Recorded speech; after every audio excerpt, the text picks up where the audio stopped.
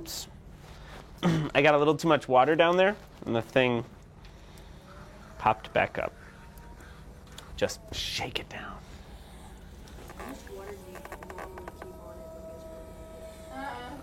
Some people work very wet. Some people work very dry. I'm generally in the middle. You can see the amount of water in the slip pan. It's not that excessive. I just touch my hands to the water all the time. Make sure I have enough that it can slide around. If it starts feeling dry, I know that I'm not in a good place. It's burning your hands. Can you use too much water? Yeah, you can use too much water and compromise the architecture of the form, right? It's especially when you're pulling the thing.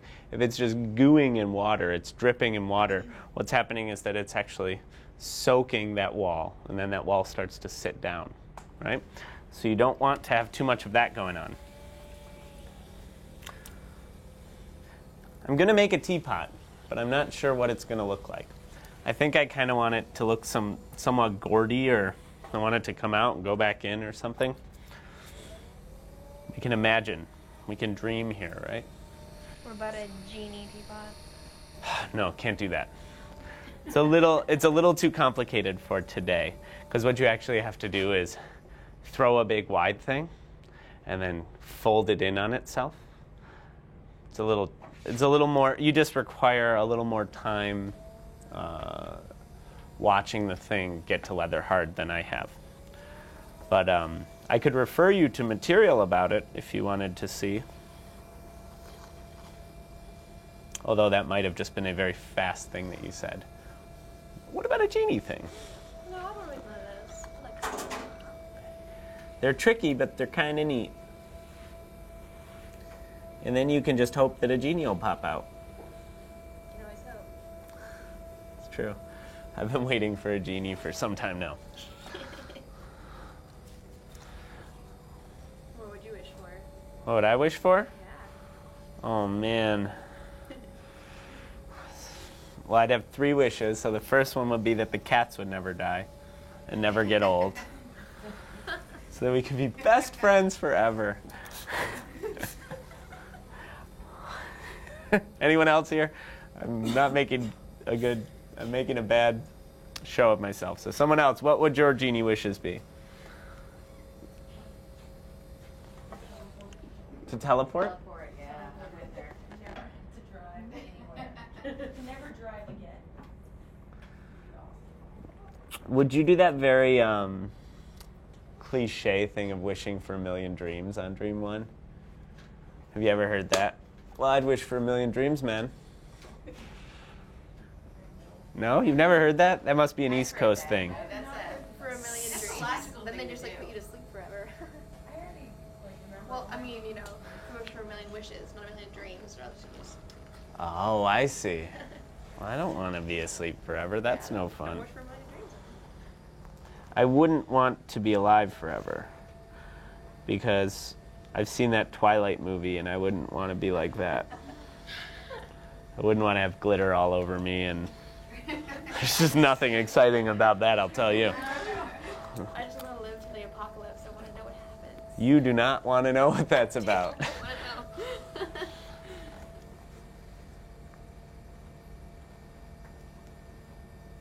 So you guys should note that even though he's throwing a teapot, what's he starting with? Cylinder. It's what it's all about, ladies and gentlemen. Okay, right here I'm doing a little something something. I'm splitting the lip. See that? I'm defining my gallery. Gallery, not the space where you show the pot, but the actual space in the pot that receives the lid, right? I just pushed down with my finger, and I had this finger underneath it, and it started to make a little bit of a ledge there. In the future, I will do stuff with that. Right on? Okay, what time is it, by the way? It is 8:45. Okay, so we should start to amp up here. It's almost 9 o'clock. I want to hear people screaming and shouting by 9:30, okay? Oh, geez. Okay, so we have ourselves a cylinder. Feels like a cylinder.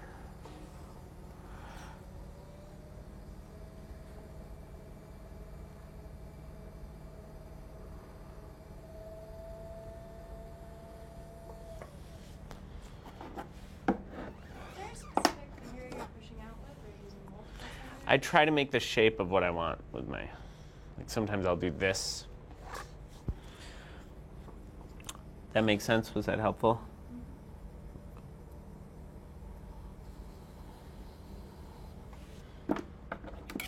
Does everyone know what I just did?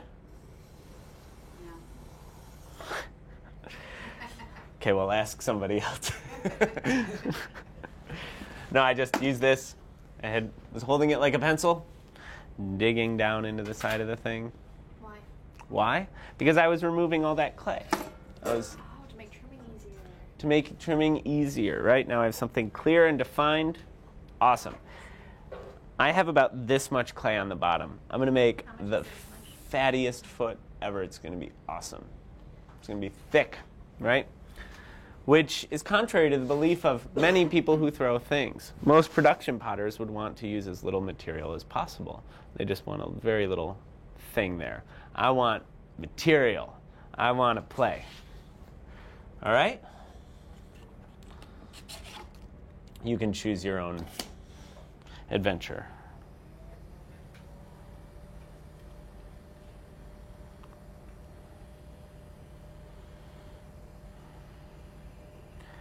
I haven't let the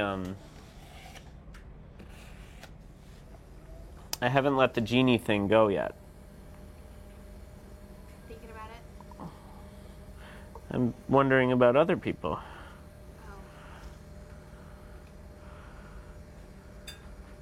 Anyone?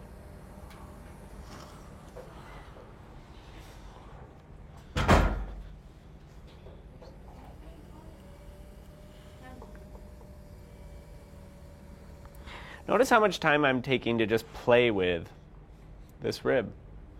It's a very important thing to not rush through this process. If you want an evolved form, you really have to dig for it.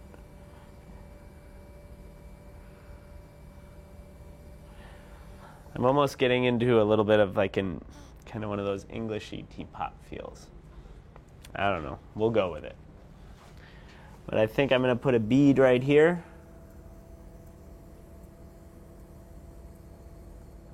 I actually might put something else there. Might put a ledge right there.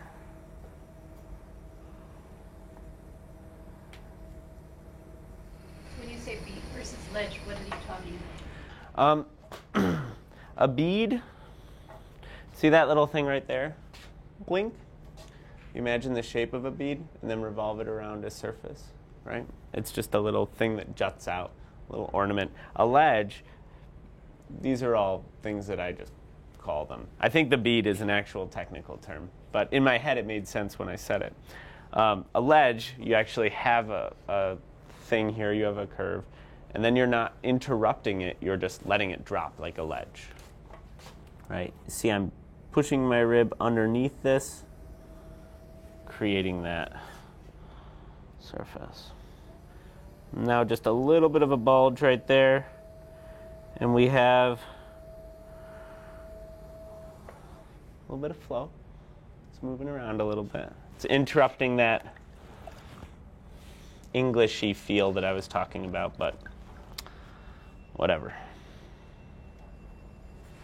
Are there any historical periods that influence your forms? Absolutely. This type of work that I was making some time ago would be much more attuned with a Moroccan sensibility. I was thinking much more about mosques and that sort of architecture as formal components. Now I'm interested in something different. I'm interested in Sèvres porcelain. I'm interested in all those porcelain manufacturers that are just way extravagant and use gold. I'm interested in colorful things like Russian propaganda porcelain. All of this will be explained in later today when I talk about my work. Have you ever been to Morocco? No, I have not. I have seen some Sèvres Maisen things, though, but I haven't been there either.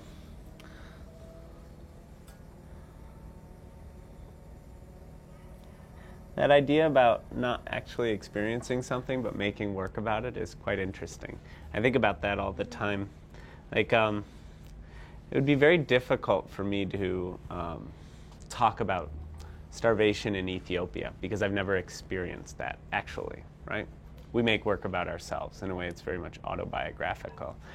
But then we pull these references like, well, Moroccan architecture. But have I actually been in that space and felt what it was like to feel that space? Well, no.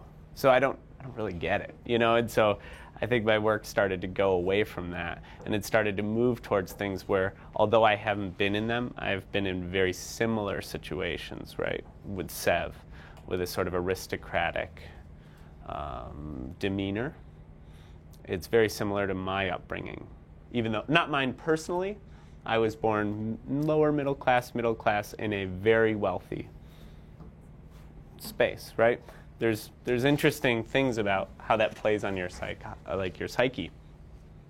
And the second you see Sev, I see Sev, it takes me back to that space, and it takes me to thinking about that, which is kind of exciting. Right, but then I look at Moroccan architecture and I just go, ooh, they're curly. I like that, that's neat.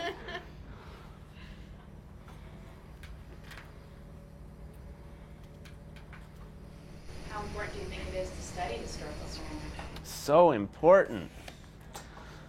If you're making ceramics,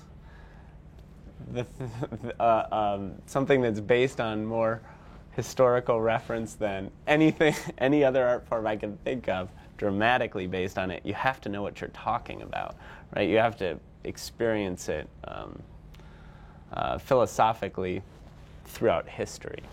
I think it's really important, and I stress it with my students that they have to look at this work and they have to see it and they have to consider it, because even this is highly, it's referencing Moroccan pots based on Moroccan architecture. It's referencing, as I said, that British thing. If I'm behind the wheel there, if I'm driving and I understand that, that can become very powerful. And if I don't understand that, it's poor scholarship, and I can get in trouble. Murky waters.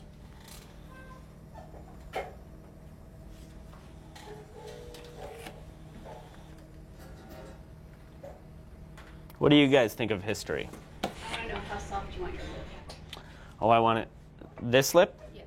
I want in here where that gallery is, I want that to be fairly sharp. I want there to be right? But here I want that to be nice and round and soft. I think I answered that correctly. Yeah. Do you guys look at historical things? I do. You do? Do you like them? I do. Yeah. I try to see a lot of it put into anything I make.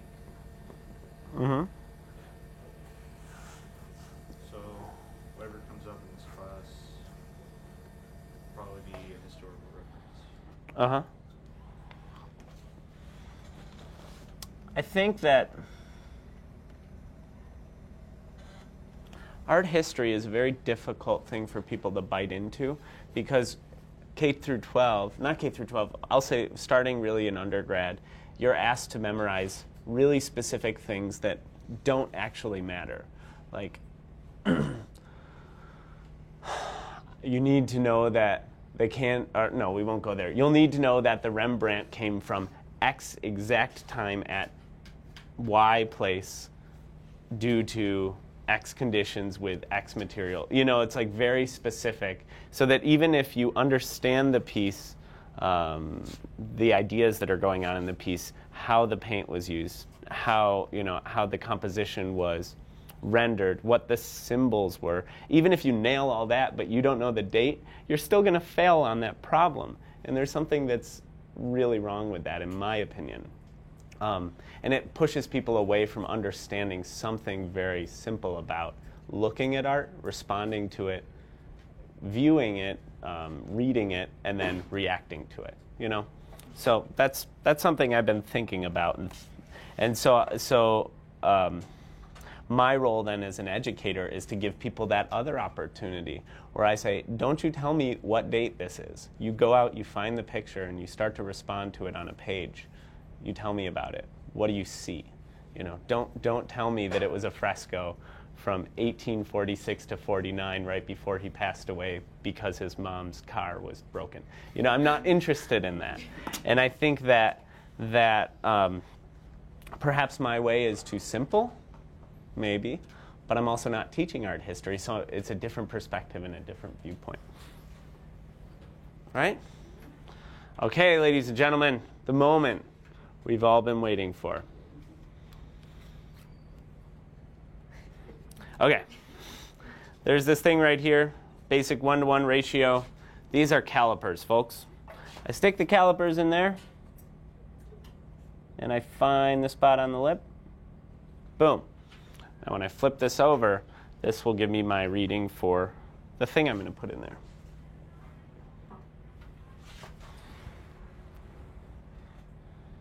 Is this even good? I kind of feel like doing something else to it.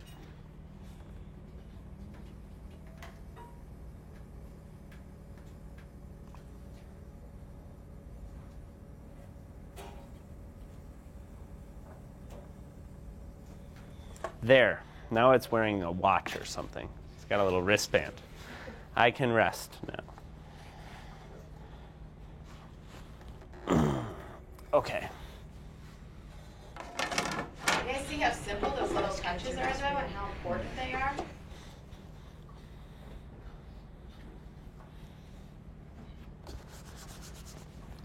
You said your classes are really small. Do you wish you had more kids? Like into ceramics? That seems like... Well, the ceramics program that I just arrived at had closed for a year because the person had unexpectedly had to leave and they just couldn't fill it, right? So it's my job now to make those classes bigger so that I don't have to work at the community ceramics place and I can just work there and get paid. That's my job. Class cap, though. 15. 15. Yeah. So if I could have 2 classes of 15, whew, I could talk about ceramics for a long time, and that'd be great. I do not wish the classes are larger. When I was in my second year of grad school, I team taught a foundations class of 65 students, right? So I would get up and give these lectures to 65 kids who just didn't care. And I was pouring my heart out, you know. I was like, this is the thing. This is the moment in history. And no one was really feeling it. And so there's something about that small group, right? We're very close now. I can almost touch you. And that means that you have to pay attention to me, you know? It's kind of fun.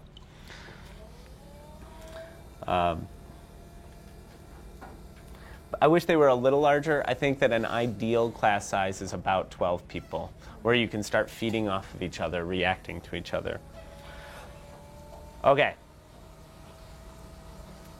Right now I'm only opening this up that far. And I'm pushing this underneath it. I'm putting a huge piece of clay underneath there so that I can trim it into a fanciful finial. Say that word 5 times fast.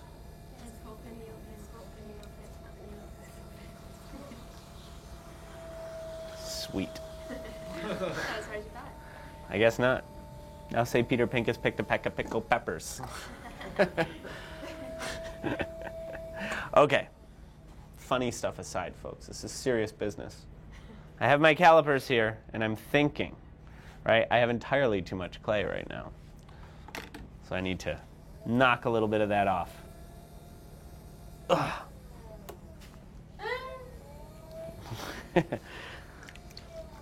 This feels about right. So here's a tricky moment. I have my calipers, I'm looking, right? What I'm going to do is I'm going to split the lip a little bit. I'm going to lift, pull it out, split the lip some more.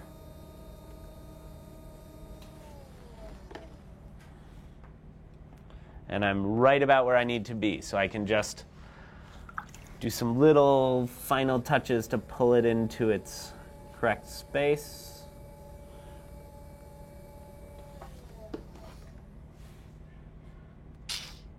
A little bit big.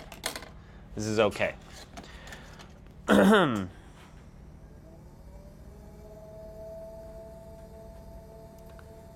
Now, to get a really good fit, to get just a stellar fit, if you have porcelain and you sand it down, the thing will spin like a top. You have to trim this to meet this. You can't do it wet. It is the truth. But the level of your fit is really determined by the level of your patience, right? So some people, you can just have bad lid fits. We won't have that in this class.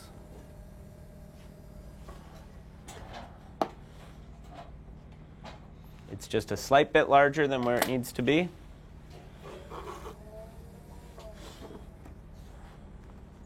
I'm drawing my needle tool down.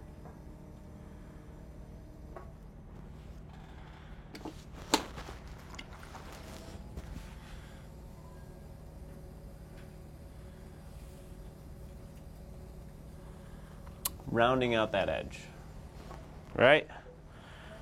Knocking the top off a little bit, cleaning out the inside.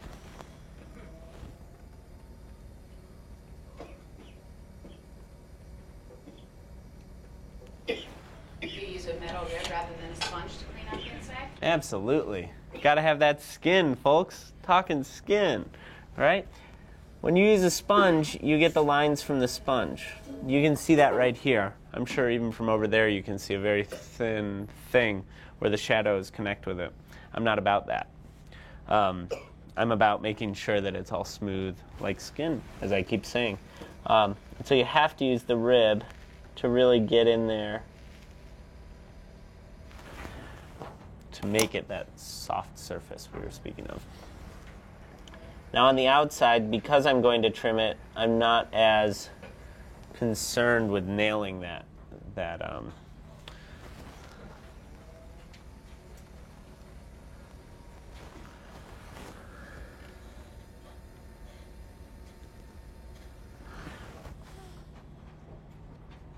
All right?